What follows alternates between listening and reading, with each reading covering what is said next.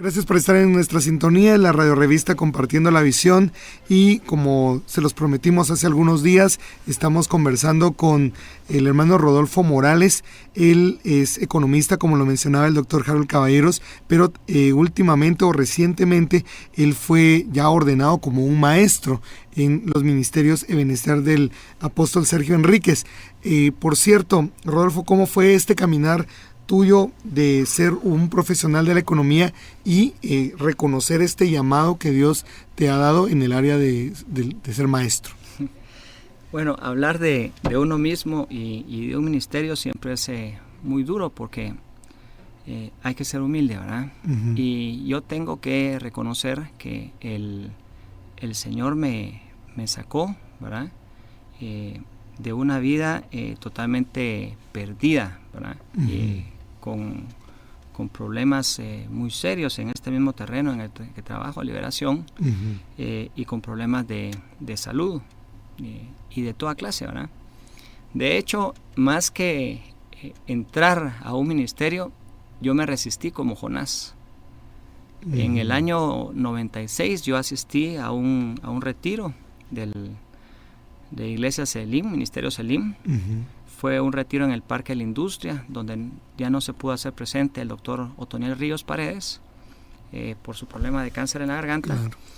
Y ahí se hizo el llamado para dedicarse al ministerio y trabajar tiempo completo. Y yo, muy seguro de mí mismo, levanté la mano y pasé al frente y recibí la unción. A los días de esto continué con mi trabajo y esperé como recibir una señal del cielo, algo así, ¿verdad? Uh-huh. que realmente nunca se presentó. Pero del año 96 para acá he tenido que vivir una serie de problemas, un asedio, una persecución, una presión fuertísima del espíritu de Jezabel, uh-huh. que me ha puesto en situaciones muy difíciles y solo por la gracia de Dios he podido salir adelante. Antes de eso, en el 84, yo fui bautizado por el doctor Otoniel Ríos Paredes, en persona, en el IM, el señorón, ¿verdad? En un camisón blanco. Uh-huh. Se sumergió en aguas, me llevó un sobrino de él a que me bautizara. Y yo creo que ese bautismo y después recibir el bautismo en lenguas, de alguna manera salvó mi vida, porque 2 años después yo amanecí un día paralizado, ¿verdad? Y tuve que ser llevado al hospital, donde estuve en coma 17 días. Wow. Perdí funciones del lado izquierdo del cuerpo, los reflejos por completo del lado izquierdo, y los vine a recuperar años más tarde, más o menos en el 94.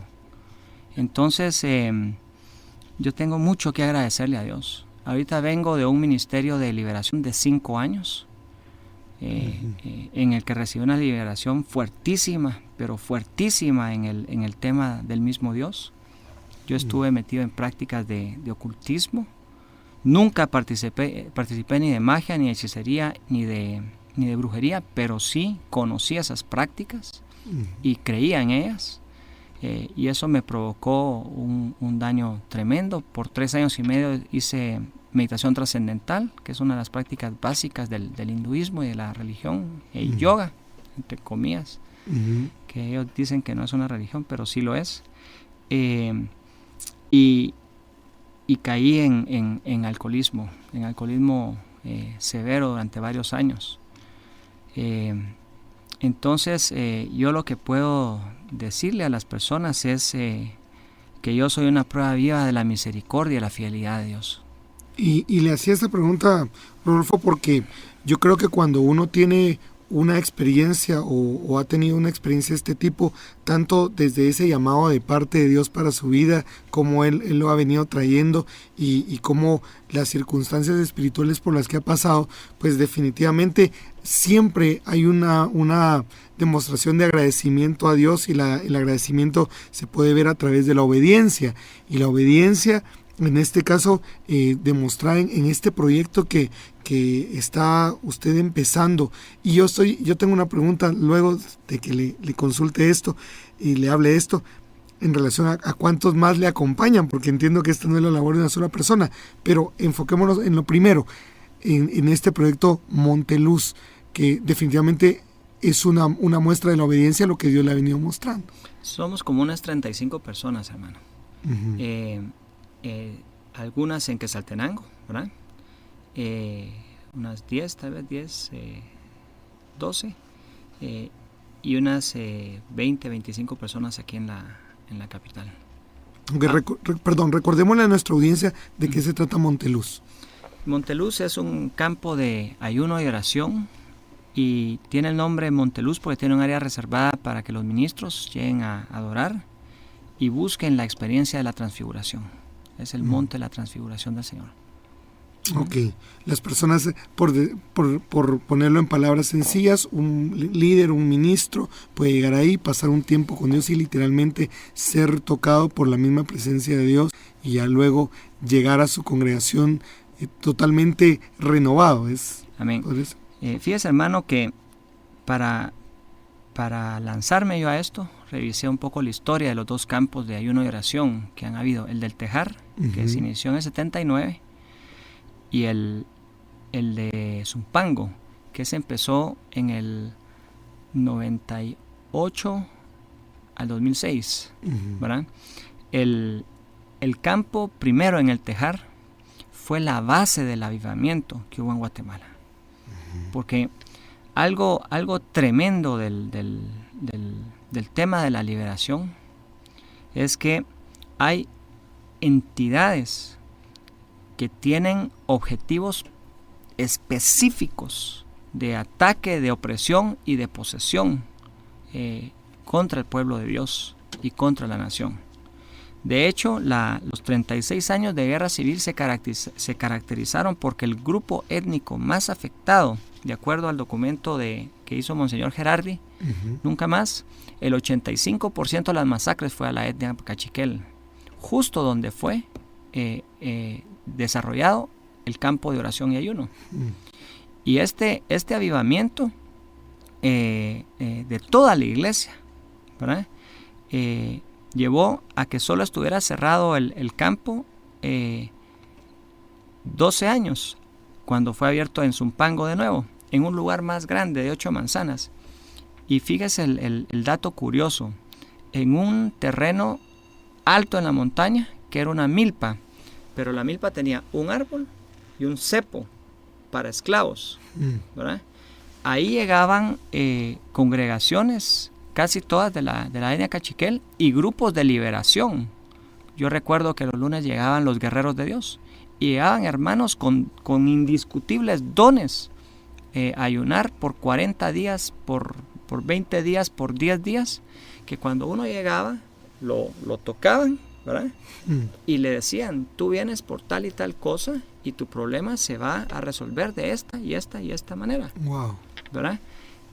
O lo llevaban y definitivamente en grupo le practicaban una liberación completa. Hubo un día en el año 2002 que para el 15 de septiembre llegaron 24,000 personas al campo de oración y ayuno en Zumpango, ¿verdad?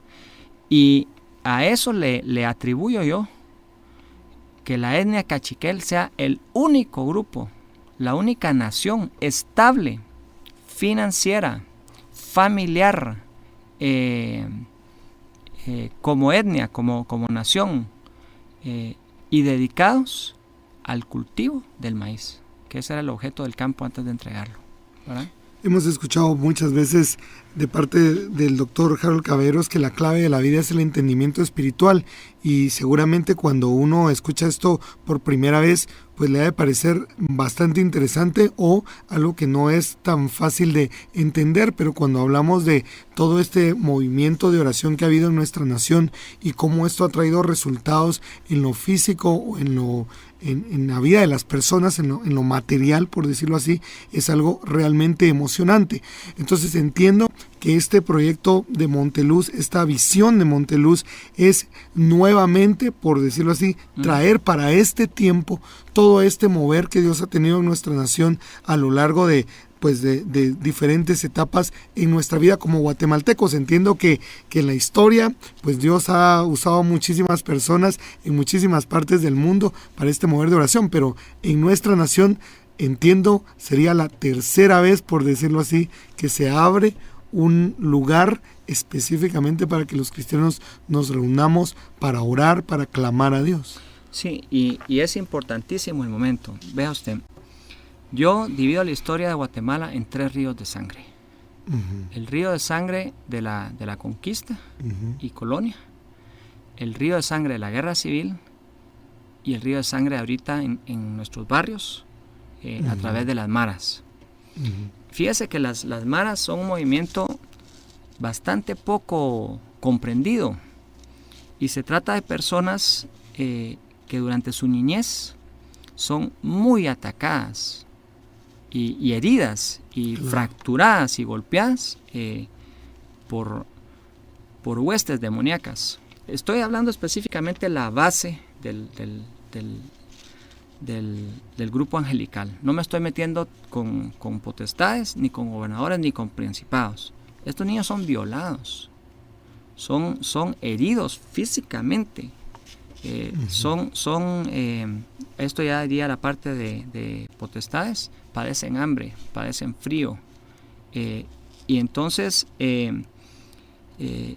no tienen realmente una oportunidad, ni una oportunidad para hacerse de un lugar, un espacio en la vida. Y realmente ellos salen a unirse a maras, porque ahí tienen, fíjese lo que le voy a decir, un territorio, y adentro de ese territorio son respetados y son proveídos de todo lo que necesitan y de un grupo social.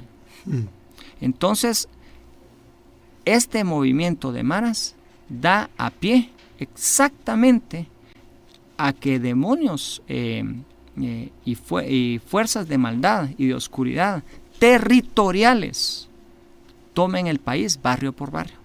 Y lo tienen que hacer con una cabeza religiosa, es decir, con un principado. Estoy hablando gobernadores específicos, que eso es lo que hacen ellos en sus ritos de iniciación.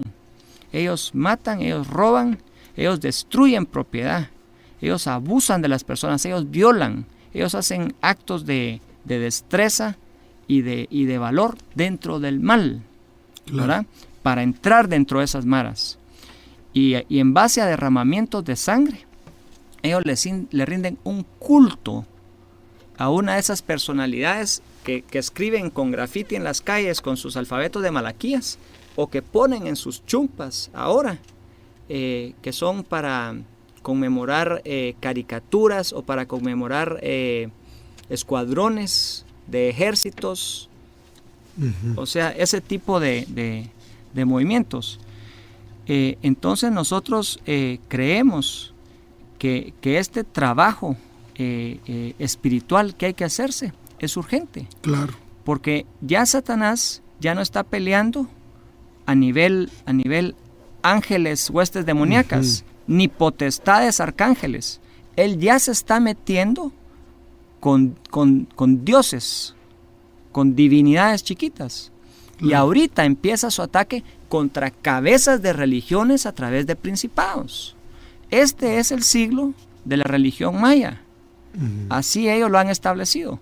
Por eso el 11 de septiembre, para el 13, que fue la celebración ecuménica en la Catedral de Washington, no participaron, pero ahora están bien armados. E incluso hay autoridades a todo nivel, a nivel político, a nivel económico, a nivel social, que están haciendo mano de hechicería y de brujería para controlar su situación.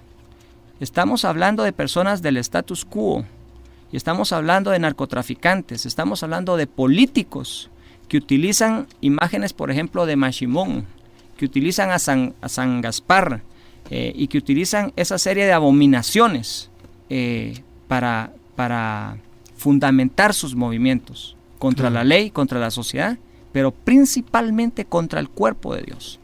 Claro.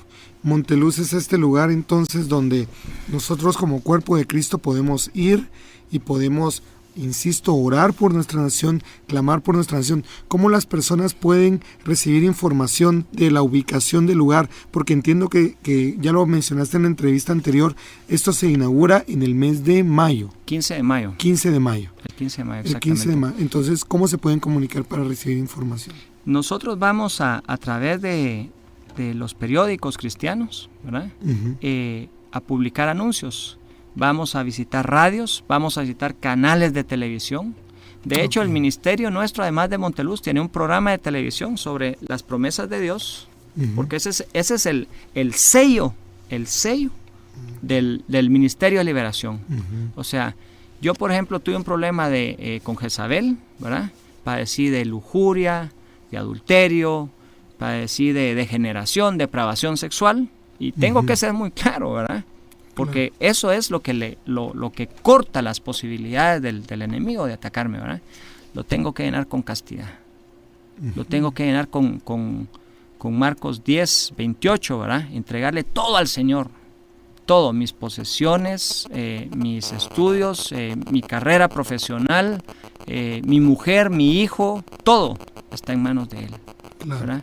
Me he quedado yo esperando que junto con la promesa de castidad y de pureza, venga todo lo demás del Señor para llenarme. Seguramente entonces vamos a tener en los próximos días información sobre este lugar, sobre esta inauguración, por decirlo así, este inicio de una época muy, muy interesante. Yo estoy seguro que dentro del cuerpo de Cristo todos tenemos nuestros dones, nuestro llamado, y estoy seguro que al escucharte hablar, el corazón de muchas personas se ha conmovido, se ha llenado de emoción, porque son parte de ese ejército, son generales, son parte de ese ejército que Dios está levantando en nuestra nación para levantar un vallado en oración y en clamor por nuestra Guatemala. Y estoy seguro que escucharte hablar ha tocado sus corazones, ha tocado sus espíritus. Rodolfo. Yo vengo a confirmar una palabra que fue dicha hace 30 años en Guatemala por el siervo David Marrero, que Guatemala es la Israel espiritual. Yo tengo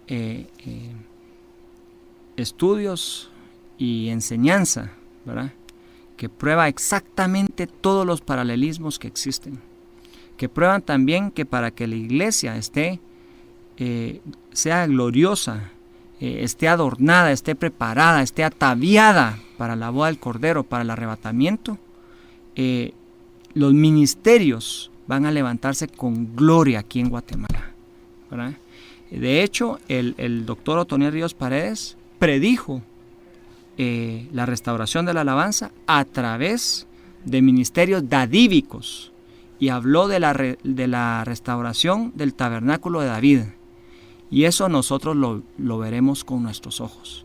Los ministerios de los últimos tiempos ya no son proféticos o apostólicos o magisteriales o pastorales o evangelísticos, sino que tienen todas las unciones juntas, las 5. Claro que tienen algún énfasis, claro que tienen algún radio de acción, pero esta iglesia viene con doble unción.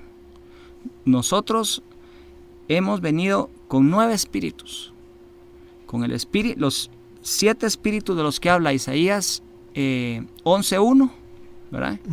Más el Espíritu Santo y el Espíritu del Señor, ¿verdad?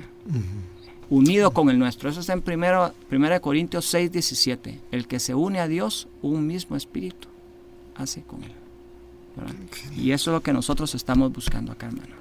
Rodolfo, muchísimas gracias por haber estado con nosotros, por habernos dado de su tiempo y compartirnos de Monteluz, este lugar que estamos seguros Dios va a llenar de su gloria para cada una de las personas que participemos directa o indirectamente de lo que ahí suceda. En los próximos días, insisto, vamos a conocer más de esto. Gracias, Rodolfo. ¿Alguna palabra de ánimo para nuestros oyentes de Compartiendo la Visión? Claro, las señales definitivas sobre un ministerio de palabra en los últimos tiempos es la sanidad y la liberación, y que se cumplan exactamente las cosas que él anuncia, ¿verdad? Entonces, las personas que lleguen a Monteluz enfermas o endemoniadas van a ser liberadas y sanadas, tengo ese respaldo del Señor y yo lo invito a que asista congregaciones con sus ministros, ¿verdad? Para que veamos la gloria del tabernáculo de David restituido. Muchísimas gracias, Rodolfo, y continuamos con más de su radio revista Compartiendo la Visión.